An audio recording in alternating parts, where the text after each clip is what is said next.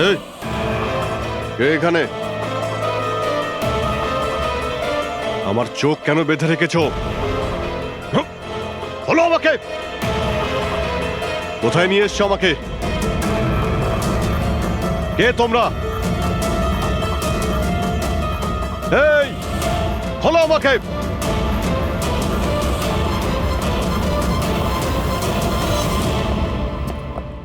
কে তোমরা? হ্যাঁ, চোখ থেকে ওটা খোলো।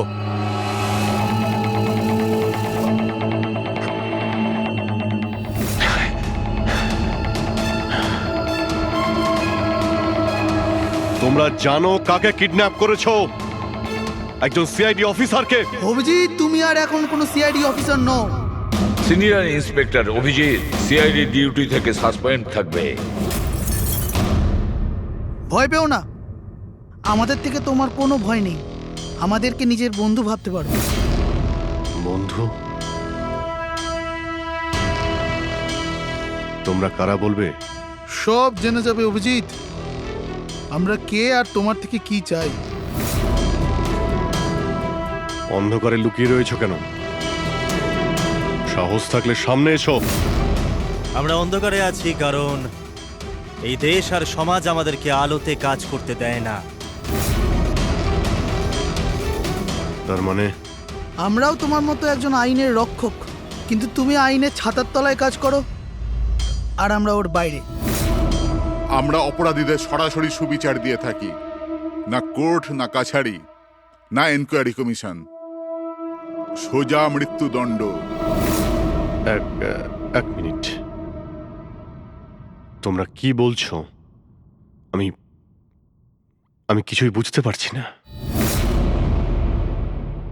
চিনতে পারছো একে? এ তো মালবিকা, নামেই সোশ্যালাইট, কিন্তু অনেক আতঙ্কবাদী সংগঠনের সঙ্গে যুক্ত। Good, next. একে আবার চিনব না? সবাই জানে ও রিয়েল এস্টেটের ব্যবসায়ী, কিন্তু তার আড়ালে ড্রাগসের ব্যবসা। উইলিয়াম? এ তো উইলিয়াম। 7টা মার্ডারের কেস আছে এর উপরে। That's right. কিন্তু এদের ছবি তোমরা আমায় কেন দেখাচ্ছ? আইনের ইতিহাসে আজ এক ঐতিহাসিক জয়। ভয়ঙ্কর আসামি বালা সিজু, যাকে বাচ্চাদের অপহরণের জন্য প্রত্যেক রাজ্যের পুলিশ খুঁজে বেড়াচ্ছিল, সে শেষ পর্যন্ত সিআইডির হাতে ধরা পড়ে গেল। এখন সিআইডির টিম বালাকে জিজ্ঞাসাবাদ করবে, আর বালাকে জিজ্ঞাসাবাদের ভিডিও বানিয়ে সেটাকে আদালতে প্রমাণ হিসেবে তুলে ধরবে, যাতে বালাকে কঠোর থেকে কঠোরতর সাজা দিতে পারা যায়।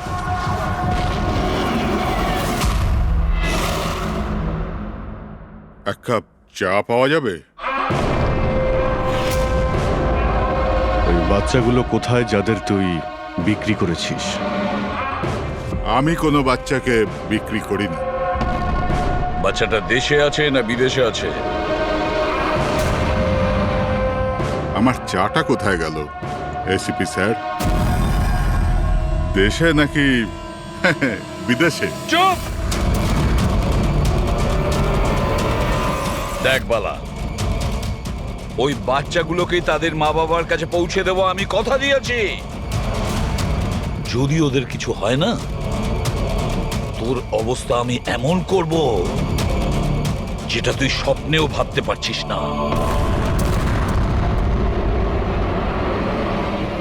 এসিপি স্যার আমাকে হুমকি দিচ্ছেন? তোর কপাল ভালো যে আমরা শুধু মুখে বলছি, কিন্তু যদি দয়া থাকতো। তো কি করতো? খুব বেশি হলে আমার জন্য এক কাপ চা নিয়ে আসতো।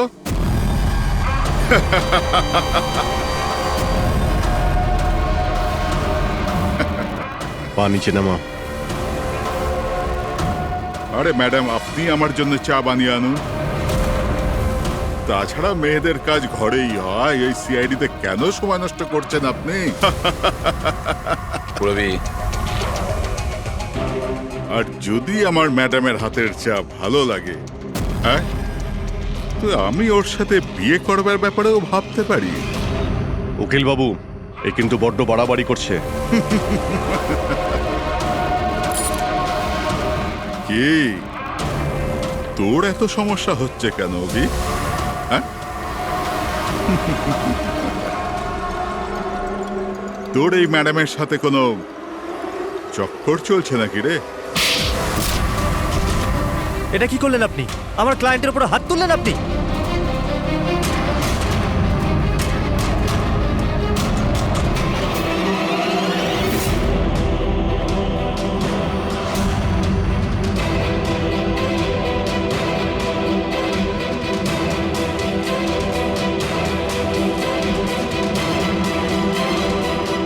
Sir? Sir, he's dead. কি?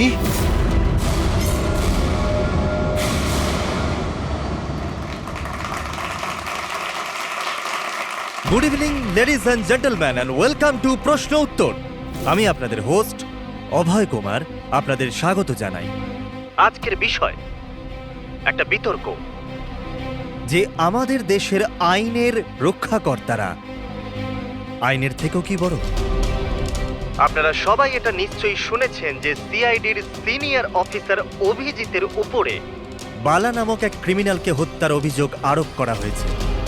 এই জন্য আমাদের মাঝে আজকে উপস্থিত আছেন নিজেই senior inspector Abhijit from the CID bureau, যার সাথেই এসিপি প্রদ্যুমান স্যারও, ওয়েলকাম স্যার, আর senior inspector Daya CID bureau থেকে। আমাদের প্যানেলিস্ট হলেন ex army officer mister Ranbir, ex IB officer Sanjit sir, আর এক্স জাজ মিসেস মন্দিরা, আর সঙ্গে আছেন ক্রাইমের senior editor Madan Kumar sir, আর সঙ্গে উপস্থিত আছেন সিনিয়র জার্নালিস্ট আর হিউম্যান রাইটস অ্যাক্ট্রেস। তাহলে আমি শুরু করতে যাচ্ছি হিউম্যান রাইটস অ্যাক্ট্রেসকে দিয়ে। বলুন, এই কেস সম্পর্কে আপনি কি বলবেন? এদের মতো অফিসারদের জন্যই আইনের নাম খারাপ হচ্ছে দেশে। একদম ঠিক। হাতে বন্দুক কি শক্তি এসে যায়? এনাদের মনে হয় কি যা খুশি তাই করবে। আর মানবাধিকারকে মুচড়ে রেখে দেয় এই সব আইন রক্ষকরা। হ্যাঁ, আমি তো বলি এদের থেকে বন্দুকটাই ফেরত নিয়ে নেওয়া উচিত। বন্দুক চালানোর নৈতিকতা কি হতে পারে এদের ধারণাই নেই। আমি তো এটা বলবো যে এরা একটা সিম্পল কথাকে রং চড়িয়ে বলছে। বালা সিআইডিদের সঙ্গে খারাপ ব্যবহার করেছিল, আর এর মধ্যে যদি হাত উঠেই যায় তার মানে তো এই নয় যে অভিজিতের ওপর খুনের দাগ লাগিয়ে দেওয়া হবে। আর যদি কোনো অপরাধীর হাতে হতো এই খুন, তো তাহলে কি আপনি ছেড়ে দিতেন? বা সাধারণ মানুষের হাতে? না তো। তাহলে যে নিয়ম সাধারণ মানুষের জন্য রয়েছে তা সিআইডির জন্য কেন হবে না? মিস মন্দিরা, আপনি কখন থেকে চুপ করে বসে আছেন? এই বিষয়ে আপনি কি বলতে চান? অভিবাবু, আমি এই জন্য চুপ রয়েছি যে যেই সিআইডির বাহাদুরির প্রশংসা লোকেরা করে থাকে তাদেরকে আজ এখানে অপমান করাটা ঠিক হচ্ছে কি? দেখুন, আমার মনে হয় তর্কের কোনো শেষ নেই। যে অভিজিৎ ঠিক না ভুল, এগুলো নিজস্ব ভাবনার উপর নির্ভর করে। এখন আমি কথা বলতে চাই এসিপি প্রদ্যুমান স্যারের সাথে, যার লম্বা কেরিয়ার দেশের প্রতি দায়িত্ব এবং কর্তব্যে পরিপূর্ণ। এই কেসেতে আপনি কার পক্ষ নেবেন? সিআইডির অভিজিৎ স্যারের নাকি আইনের পক্ষ নেবেন? দেখুন, আজ পর্যন্ত আমি বরাবর আইনকে সমর্থন করেছি, আর পরেও সমর্থন করব। আমি ন্যায়ের পক্ষেই। আর এ কথা বলার কাউকে আমি সুযোগ দেব না যে আইন সিআইডির জন্য একরকম আর সাধারণের জন্য অন্যরকম। যতক্ষণ না এনকোয়ারি কমিশনের ডিসিশন জানাচ্ছে ততক্ষণ senior inspector Abhijit CID duty থেকে সাসপেন্ড থাকবে।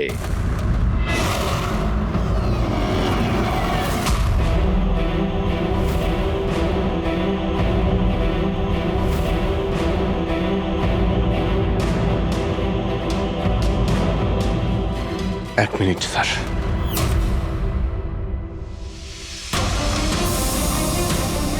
স্যার, আমার ব্যাপারে লোকেরা কি বলল তাতে আমার কিছুই যায় আসে না।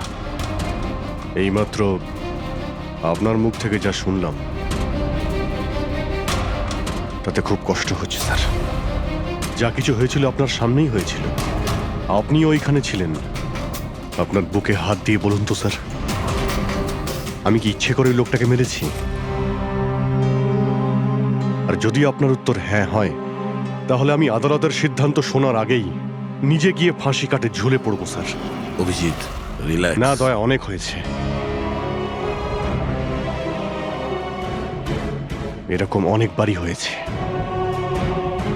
অনেক সময় দেখেছি কিছু মানুষেরা আমাদের উপরে অপবাদ দেয়, আর স্যার আমাদের পক্ষে থাকার বদলে আমাদের সাসপেন্ড করে দেন। আর আপনারা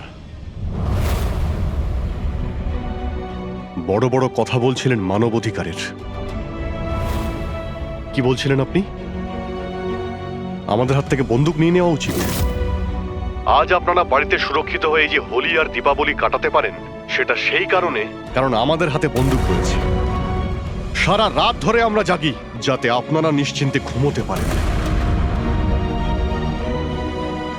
যখন অপরাধী এইখানে কপালে বন্দুক ঠেকায় না আর বুকে গুলি চালানোর জন্য হুমকি দেয়, ঠিক তখন আপনাকে এটা মনে করিয়ে দেওয়া হয় যে আপনি অপরাধীকে গুলি করতে পারবেন না, শুধু পায়ে গুলি করতে পারবেন। সেই দিন আমি আপনাদের কাছে হিউম্যান রাইটস আর মানবাধিকারের স্পেলিং জিজ্ঞাসা করব। সেই দিন।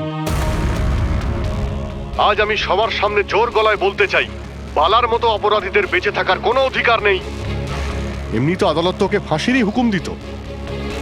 আগে মারা গেছে বলে এত প্রশ্ন কিসের জন্য? এত বছর ধরে সিআইডি যদি আমার হাত বেঁধে না রাখতো, তাহলে এই অপরাধীদের অনেকদিন আগেই আমি শায়েস্তা করে দিতাম। আর এমনিতেও এমন আইন থেকে কি লাভ যা অপরাধীদের শাস্তি দিতে পারে না? আর সেই আইন আমায় কি সাসপেন্ড করবে? আমি নিজেই আইনকে সাসপেন্ড করছি।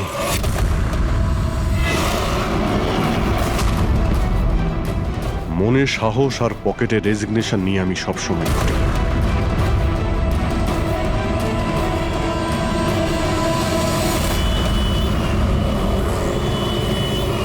আরে ভাই, আমরা তো হলাম বন্ধু। কি চাই বলো তোমার? এই আমার বন্ধুর জন্য সব নিয়ে এসো আজকে, তুমি আর আমি মিলে। এই চল চল। অভিজিৎ, কি হয়েছে কি তোমার? কোন জায়গায় বসে আছো তুমি? আর কি ধরনের লোক আছে সাথে? চলো ওঠো ওঠো, চলো বাড়ি চলো। কোথায় যাব? সিআইডি ব্যুরোই তো আমার বাড়ি ছিল, আর ওখানে যাওয়ার আমার পারমিশন নেই। স্যার, সব ঠিক হয়ে যাবে। আপনি এখান থেকে চলুন। সব ঠিক হয়ে যাবে? এর থেকে আর কি ঠিক হবে? আর এখন আমি সিআইডি অফিসার নই। কোনো হিউম্যান রাইটস, কোনো এনকোয়ারি কমিশন আমার কিছুই করতে পারবে না। সমস্ত অপরাধীদের খুঁজে খুঁজে মারবো আমি। আর তোমরাও আমার কিছুই করতে পারবে না। আর না তোমার ওই এসএপি প্রদ্যুমান। যাও, তোমরা ওর কাছেই যাও। তোমাদের মুখ আমি দেখতে চাই না, যাও। অভিজিৎ, তুমি সজ্ঞানে আছো? তুমি জানো তুমি কি বলছো? ছাড়ো না ভাই। যদি তুমি সত্যিকারের বন্ধুই হতে না, তাহলে ওই দিনই প্রমাণ করে দিতে আজ এই সমস্ত ন্যাকামি করার কোনো প্রয়োজন নেই। কি বললে তুমি? নাটক?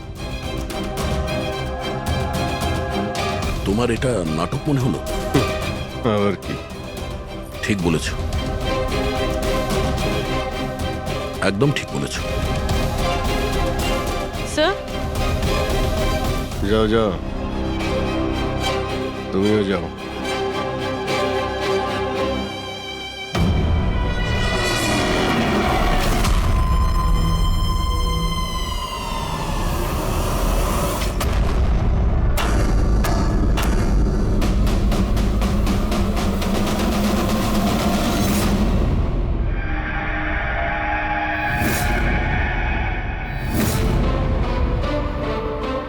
এই, কে এখানে? আমার চোখ কেন বেঁধে রেখেছ? বলো আমাকে, কোথায় নিয়ে এসছো আমাকে? কে তোমরা? এই, বলো আমাকে।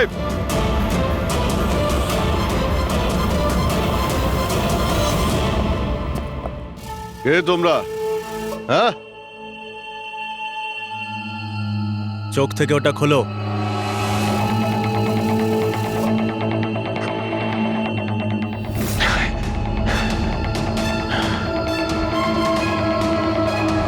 তোমরা জানো কাকে কিডন্যাপ করেছো?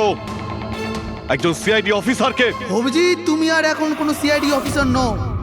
Senior inspector Abhijit CID duty থেকে সাসপেন্ড থাকবে। ভয় পেও না, আমাদের থেকে তোমার কোনো ভয় নেই। আমাদেরকে নিজের বন্ধু ভাবতে পারো। বন্ধু?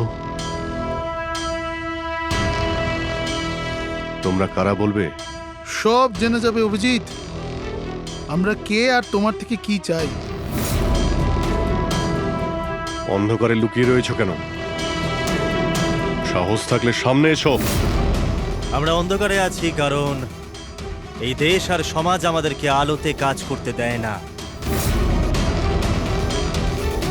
তার মানে আমরাও তোমার মতো একজন আইনের রক্ষক, কিন্তু তুমি আইনের ছাতার তলায় কাজ করো আর আমরা ওর বাইরে।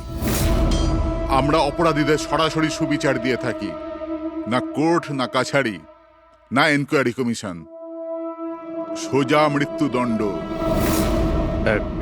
এক মিনিট, তোমরা কি বলছো? আমি কিছুই বুঝতে পারছি না। চিনতে পারছো একে? এ তো মালবিকা, নামেই সোশ্যালাইট, কিন্তু অনেক আতঙ্কবাদী সংগঠনের সঙ্গে যুক্ত। Good, next. একে আবার চিনব না? সবাই জানে ও রিয়েল এস্টেটের ব্যবসায়ী, কিন্তু তার আড়ালে ড্রাগসের ব্যবসা। উইলিয়াম? এ তো উইলিয়াম। 7টা মার্ডারের কেস আছে এর উপরে। That's right. কিন্তু এদের ছবি তোমরা আমায় কেন দেখাচ্ছ? আমার কাছে কি চাইছো? বলবো, প্রথমে তুমি এটা বলো যে যদি তুমি এটা জানতে পারো যে এই অপরাধীদের আইন কখনোই সাজা দিতে পারবে না, তখন তুমি কি করবে? যদি এরা কখনো শাস্তি না পায় তো?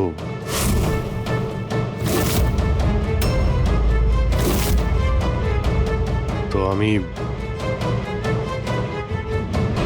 আমি এদের নিজেই মারব।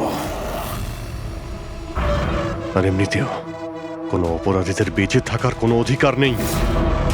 সবাইকে পিষে মেরে ফেলা উচিত, সবাইকে। Very good. তোমার ভেতরে এই রকমই উদ্যম আর সাহস দেখতে চেয়েছিলাম আমরা। আমি তোমার যন্ত্রণা বুঝতে পারি অভিজিৎ। যদি বালা ভুল করে মরেও যায় তাতে কি আর হবে? ছিল তো ও একটা অপরাধী, না? এবার তুমিই বলো অভিজিৎ, এত বছরের চাকরির এই যে পুরস্কার পেয়েছো তুমি, এটা কি ঠিক? এদের মতো অফিসারদের জন্যই আইনের নাম খারাপ হচ্ছে দেশে। আর মানবাধিকারকে মুছড়ে রেখে দেয় এই সব আইন রক্ষকরা। হাতে বন্দুক কি শক্তি এসে যায়? এনাদের মনে হয় কি যা খুশি তাই করবে। না, এটা একদমই ঠিক নয়।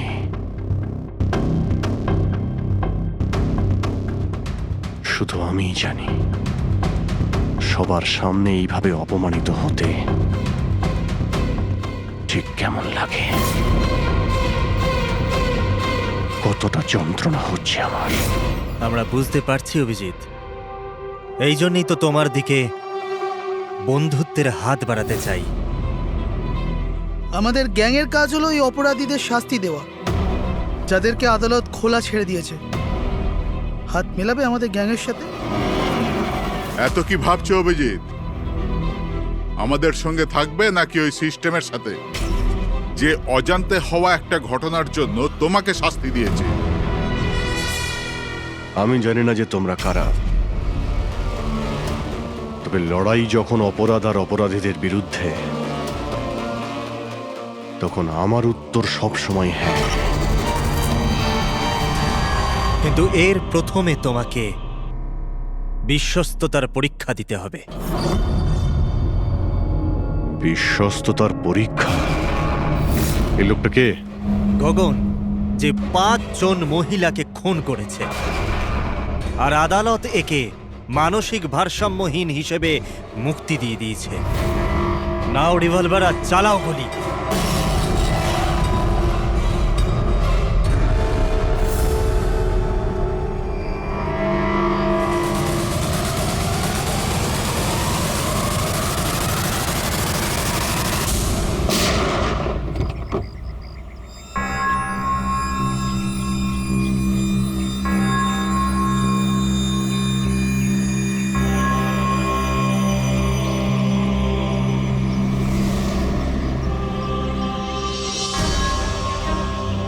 আমাদের ফোনের অপেক্ষা করবেন।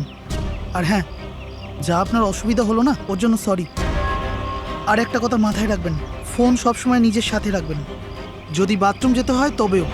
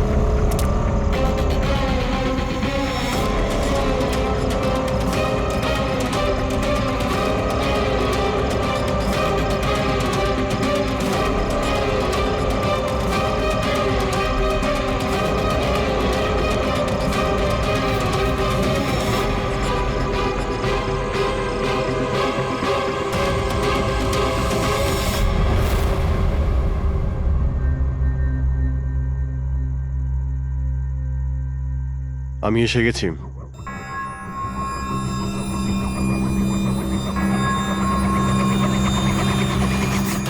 আমাদের সন্দেহই ঠিক। মানে যে গল্পটা আমরা ফেদেছিলাম সেটা বিশ্বাস করেছে ওরা। এটা তো হওয়ারই ছিল। যে জালে ওরা ফেসেছে সেটার প্ল্যান আমরা 1 মাস আগেই করেছিলাম। তবে স্যার, এত নামী অপরাধীদের একের পর এক খুন হওয়া, এটা কোনো কোইন্সিডেন্স হতে পারে না। স্যার, এই সমস্ত অপরাধীদের নতুন শত্রু কে এসছে? সেটাই তো আমি ভাবছি দয়া। এই 5 জনের একটা শত্রু থাকবে সেটা সম্ভব নয়। কিন্তু স্যার, আলাদা আলাদা থাকলে তারা একসাথে হামলা করলো কিভাবে? পুরোপুরি লোকগুলো আলাদা হতে পারে, কিন্তু গ্যাং একটাই, মোটিভও একটাই, খারাপ মানুষগুলোকে শেষ করা। কিন্তু আইনকে নিজের হাতে নিয়ে আলাদা আলাদা শহরে আলাদা আলাদা সময় খুন করা, এত লম্বা প্ল্যানিং কেউ একা করতে পারবে না। একদম ঠিক বলছো অভিজিৎ। মনে হয় তুমি কিছু পেয়েছো। হ্যাঁ হ্যাঁ বস। কি বস, এটা একজন খুনির কাজ নয়, কারণ বেশিরভাগ ক্ষেত্রে এক একজন খুনির খুন করার পদ্ধতিটা নিজেদের পছন্দ মতো, কিন্তু এক্ষেত্রে সেটা হয়নি। এই দেখো, একে গুলি করা হয়েছে, গুলি অনেক দূর থেকে করা হয়েছে, কিন্তু সেটা সোজা এসে হার্টে বিঁধেছে, 1 ইঞ্চিও এদিক ওদিক নয়। আর একটা, একে মার্শাল আর্টের একটা বিশেষ পদ্ধতি দিয়ে মারা হয়েছে, খুবই বিপজ্জনক, একটা আঘাতেই শেষ। আর এই তৃতীয় মার্ডার, এই তৃতীয় ব্যক্তিকে বিষ দিয়ে হত্যা করা হয়েছে। একটা ছোঁচলো জিনিস দিয়ে বিষটা ইনজেক্ট করা হয়েছে সোজা আর্টারিতে। বিষটা খুব তাড়াতাড়ি রক্তে মিশেছে আর স্পট ডেড। তাহলে তৃতীয় মার্ডারটাও কোনো এক্সপার্টই করেছে স্যার? হ্যাঁ অভিজিৎ, প্রথম শার্প শুটার, দ্বিতীয় মার্শাল এক্সপার্ট, আর তৃতীয় জন খুব ভালো করে ইঞ্জেকশন দিতে জানে। তারা যারাই হোক, মানুষকে বিশেষভাবে মারার প্রশিক্ষণ প্রাপ্ত এরা, যেমন কোন স্পেশাল এজেন্ট। আর হতে পারে এই গ্যাংয়ে এই ধরনের চিন্তা ভাবনা করার মতো আরো লোক আছে, যারা এই সমাজ থেকে অপরাধীদের সরিয়ে দিতে চায়। স্যার, যদি ওরা এত এক্সপার্ট হয়ে থাকে, তাহলে না ওরা কোনো প্রমাণ রাখবে? না কোনো সূত্র। ওদেরকে ধরবো কিভাবে? লোহাই লোহাকে কাটতে পারে পুরবী। এদের গ্যাংকে ধরার একটাই রাস্তা আছে,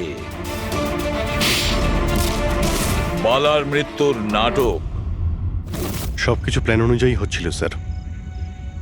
তারপরে ওরা আমাকে ট্রিগার প্রেস করে একটা লোককে মেরে ফেলতে বলে। আর তুমি ট্রিগারে চাপ দিয়েছিলে? Yes sir. ট্রিগারে চাপ দিয়েছিলে? Yes sir. এসব কি হচ্ছে? হ্যাঁ, বলেছিলাম না আমরা তোমার পরীক্ষা নেওয়া হবে, এটা দেখার জন্য যে তুমি এই কাজটাকে পরিণতি দিতে পারবে নাকি। আমায় কাকে মারতে হবে? এমন একজন মানুষ যে মানুষ বলার যোগ্যতা হারিয়েছে, দেশের উত্তরের রাজ্যগুলোতে ড্রাগসের ব্যবসা করে, আর জানি না এর জন্য কত যুবক নিজের জীবন বরবাদ করে দিয়েছে। তার নাম? নিজেকেও অনেক বড় বিজনেসম্যান মনে করে, কিন্তু ড্রাগ ডিলিং করাই হলো ওর আসল কাজ। একবার যদি ও শহরে ফিরে আসে, ব্যাস তারপরে ওর কাজ শেষ। নাম? নামে কি এসে যায়? গুলি মারবার ঠিক 1 ঘন্টা আগে তোমাকে বলে দেওয়া হবে যে কবে আর কোথায় গুলি চালাতে হবে। ট্রিগার কি করে টিপে দিলে? ওর যদি কিছু হয়ে যেত, মারা যেত তো? না দয়া, কিছুই হতো না। ওই বন্দুকটা হাতে নিয়ে আমি বুঝতে পেরেছিলাম ওই বন্দুকের মধ্যে কোনো গুলি ছিল না। অভিজিৎ, ওদের সাথে এমন ভাবে মিশে যাও যেন তোমাকে সন্দেহ না করতে পারে। এটাই হলো রাস্তা ওদের কাছে পৌঁছানোর। কিন্তু ওরা বড় ধরনের কিছু করে ফেলার আগে যদি আমরা ওদের আড্ডাতে পৌঁছে যাই ওদের গ্রেপ্তার করার জন্য। কিন্তু ওদের আড্ডায় পৌঁছাবো কি করে? তোমার চোখে তো পট্টি বাঁধা থাকে। চোখ বাঁধা ছিল, কিন্তু দয়া, ওদের আড্ডা থেকে বাড়ি পৌঁছানো পর্যন্ত আমি রাস্তাগুলো ভালো করে ফিল করেছি। আর যা কিছু আমার মনে হয়েছিল সব পেন ড্রাইভে রেকর্ড করেছি। এগুলো আমার জামা কাপড় আর জুতো।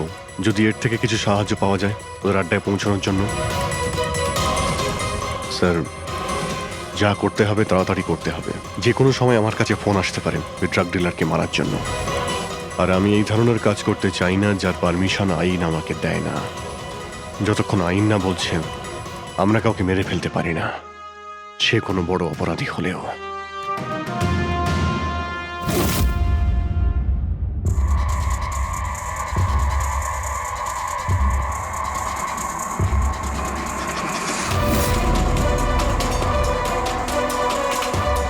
ভালো করে শুনুন, প্রায় 1.5 ঘন্টা লেগেছিল ওদের আড্ডা থেকে আমার বাড়িতে ফিরতে। গাড়ির স্পিড 60-এর উপরে যায়নি।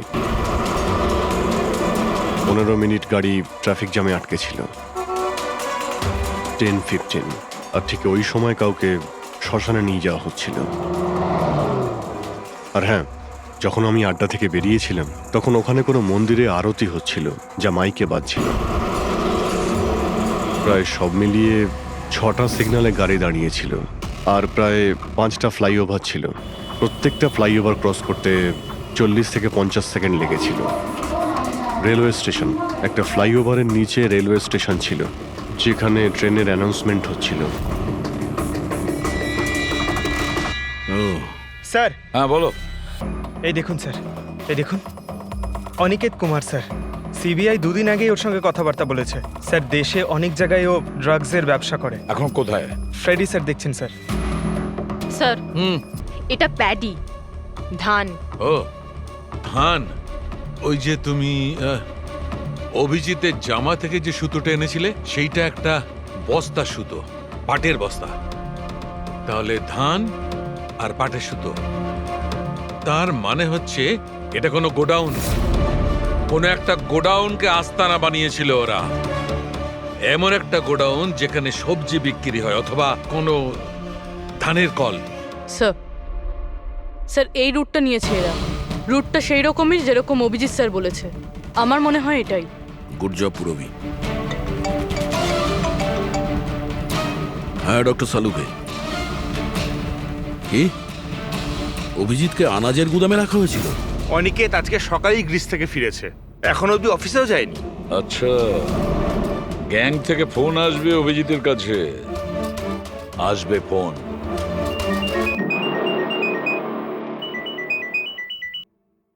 হ্যালো। আপনার জন্য একটা সুখবর আছে অভিজিৎ স্যার। যে সময়ের আপনি অপেক্ষা করছিলেন সেটা এসে গেছে। আজকের এই শুভ দিনে এক অপরাধী শাস্তি পাবে। ঠিক 1.5 ঘন্টা পরে একটা কালো রঙের গাড়ি আসবে আপনার কাছে, আর বলে দেওয়া হবে আপনি কার ওপর আর কখন গুলি চালাবেন। হ্যাঁ, কিন্তু রাইফেল কোনটা? তাতে কি যায় আসে রাইফেল কোনটা? আপনাকে তো সিআইডি ট্রেনিং এ সব ধরনের ট্রেনিং দেওয়া হয়েছে, তাই না? হ্যাঁ, আমাকে সব ধরনের ট্রেনিং দেওয়া হয়েছে, কিন্তু আমার কাছে একটাই চান্স গুলি চালানোর। যদি আমি জানতে পারি বন্দুকটা কোন ধরনের, তো একটু সহজ হবে। RS 451। ওকে, RS 451।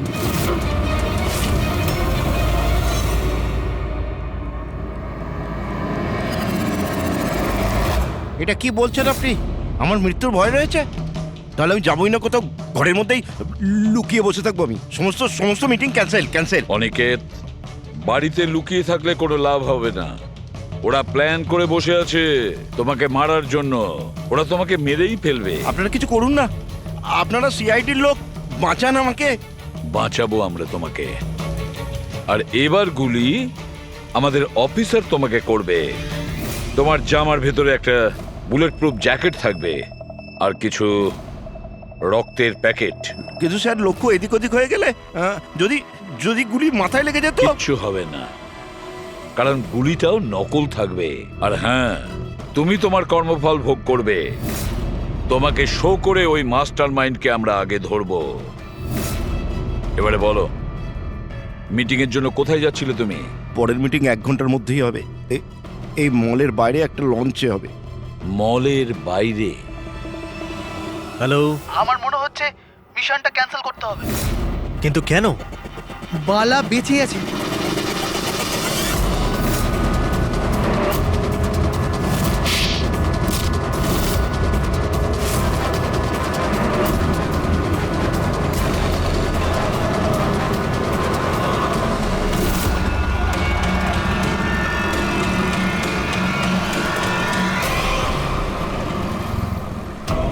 খুব বড় বিশ্বাসঘাতকতা হয়েছে আমাদের সাথে। অভিজিতের হাতে কেউ খুন হয়নি।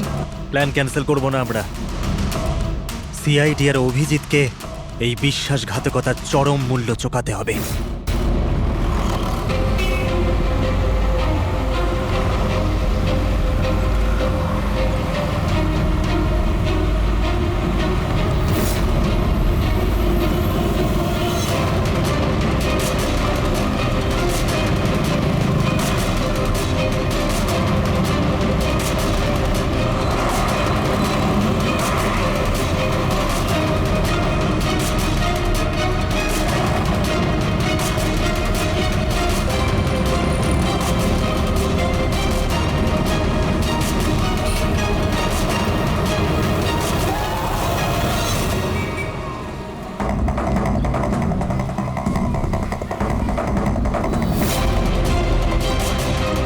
এখানে ওই লোকটা আসতে চলেছে।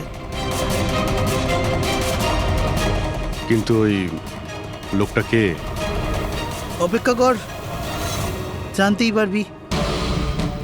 চল তোকে ওই জায়গাটা দেখাই, যেখান থেকে তোকে গুলি চালাতে হবে ওর উপর।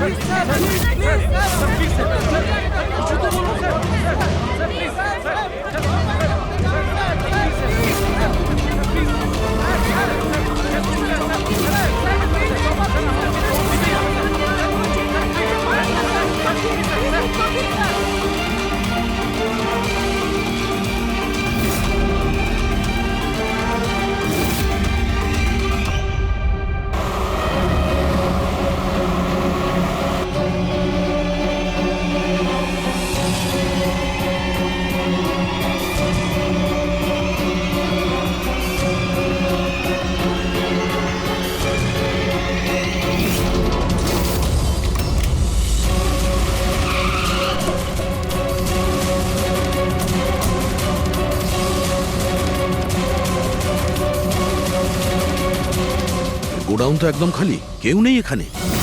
হ্যাঁ স্যার, এটা তো সেই গুদাম নয় যেটা আমরা খুঁজছি। ও দাদা ভাই, কে আপনারা? কি চাই? তুমি এখানে কাজ করো? ইয়েস। এই গোডাউন কেউ ব্যবহার করছিল কি? না তো, গত 2 বছর ধরে বন্ধ পড়ে আছে। এই গোডাউনটা আমার বস বিক্রি করতে চায়, তা আপনি কি কিনবেন? যদি এটা ওই গোডাউন না হয় তাহলে কোন গোডাউনটা?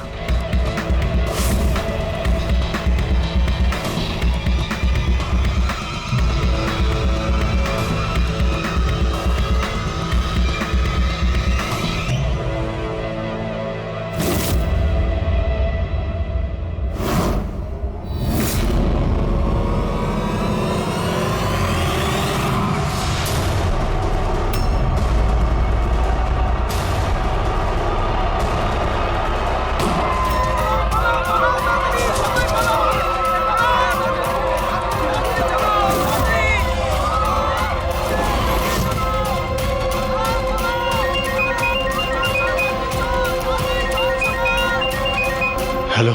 অভিনন্দন অভিজিৎ, তোমার সাফল্যের জন্য। Aniket is finished. এবার দেখা করে অভিনন্দন জানাবো তোমাকে। ঠিক আছে, আসছি আমি।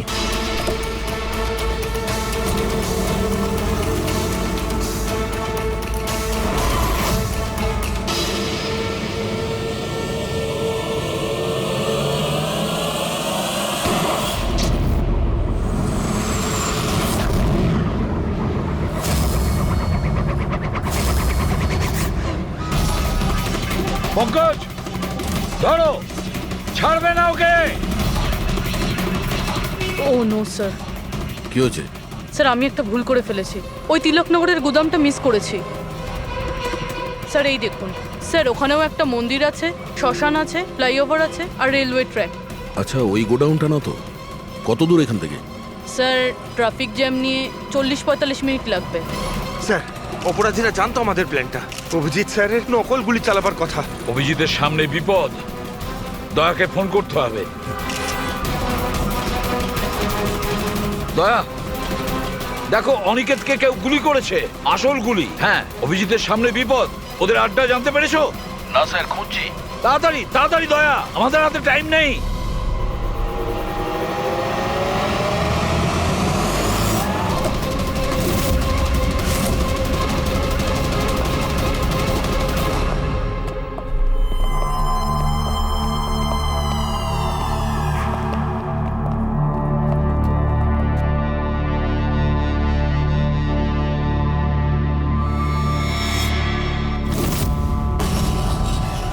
অনেক অনেক অভিনন্দন তোমাকে। Well done. অনিকেতের মৃত্যুর খবর প্রত্যেকটা নিউজ চ্যানেলে দেখাচ্ছে, আর এখন তুমি আমাদের বিশ্বাস জিতে নিয়েছো। এই জন্য এখন অন্ধকার থেকে আলোতে এসে তোমার সাথে নিজেদের পরিচয় করাবো।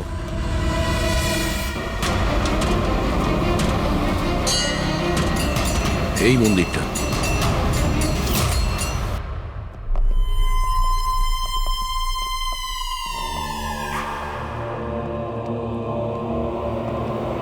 আমাদের প্যানেলিস্ট হলেন ex IB officer Sanjit sir, আর এক্স জাজ missus Mandira, ex army officer mister Ranbir. ও, তো আপনারা? হ্যাঁ আমরা। কেন চমকে গেলেন নাকি আমাদের দেখে? ভুলে গেলেন সেই দিনটা যখন শুধু আমি সমর্থন করেছিলাম আপনাকে?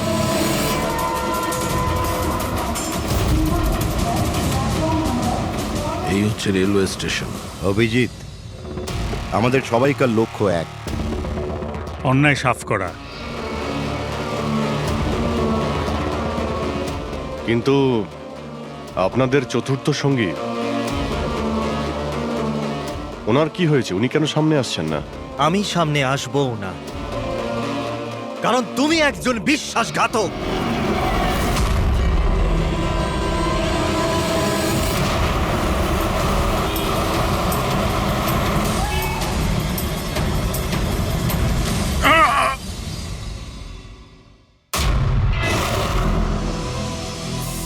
বালা বেঁচে আছে?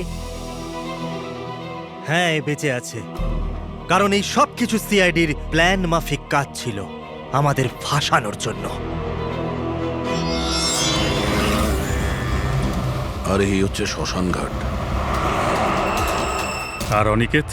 সেও নিশ্চয়ই জীবিত আছে, নিশ্চয়ই এই অভিজিৎকে নকল গুলি মেরেছে।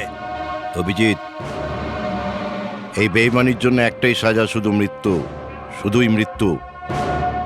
তুমি আর বালা দুজনেই মরবে, দুজনেই। আর তোকে আমরা মারবো না,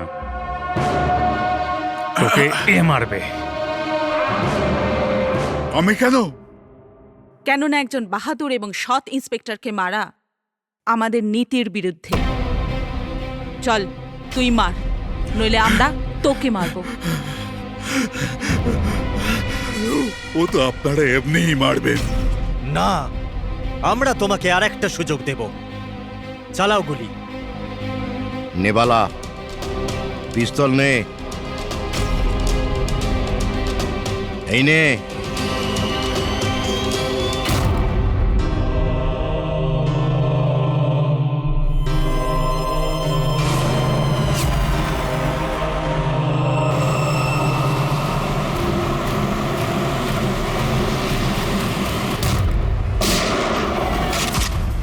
কেউ পালাবে না, চল।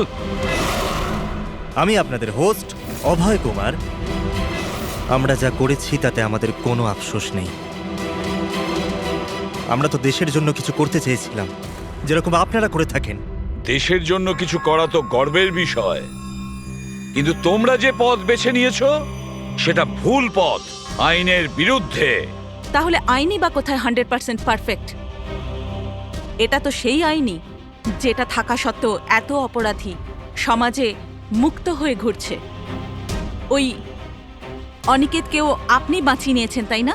হ্যাঁ, অনিকেতকে আমরাই বাঁচিয়েছি, শুধু গুলি থেকে, আইন থেকে নয়, বুঝেছেন? আর যদি পারফেকশনের কথাই বলেন, তো 100% পারফেক্ট কিছুই হয় না, সেটা করতে হয়। আপনাদের এই চিন্তা ভাবনা কি পারফেক্ট? এর কোন গ্যারেন্টি আছে যে এই সব কিছু করার সময় তোমরা শুধু অপরাধীদেরই মেরেছ, নির্দোষ কাউকে নয়?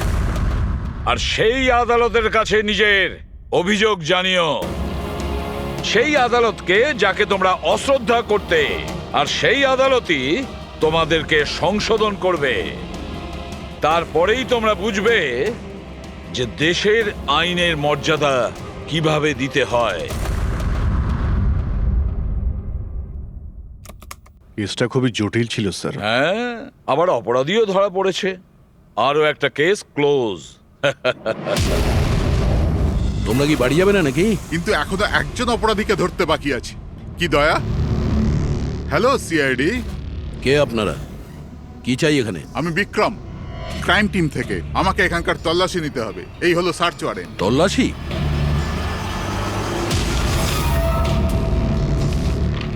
আমাদের আপনাদেরকে অনুরোধ যে আপনারা সবাই আমাদের সাথে কমপ্লিটলি কোঅপারেট করতে থাকবেন।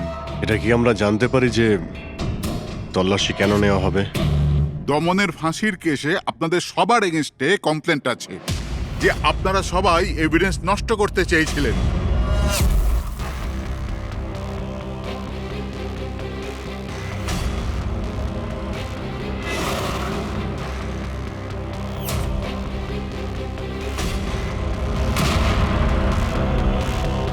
তল্লাশি শুরু করো।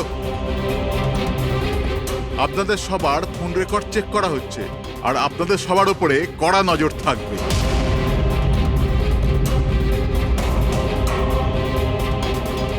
আর হ্যাঁ, আপনাদের সবার সাথে একা একা প্রশ্ন উত্তরও করা হবে।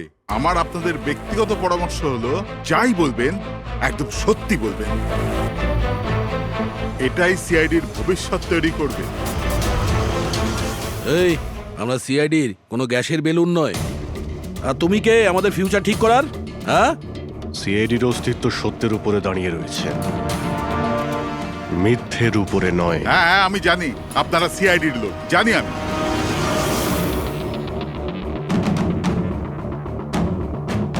কিন্তু আপনারা যেই হন, আইনের ওপরে কিন্তু নয়।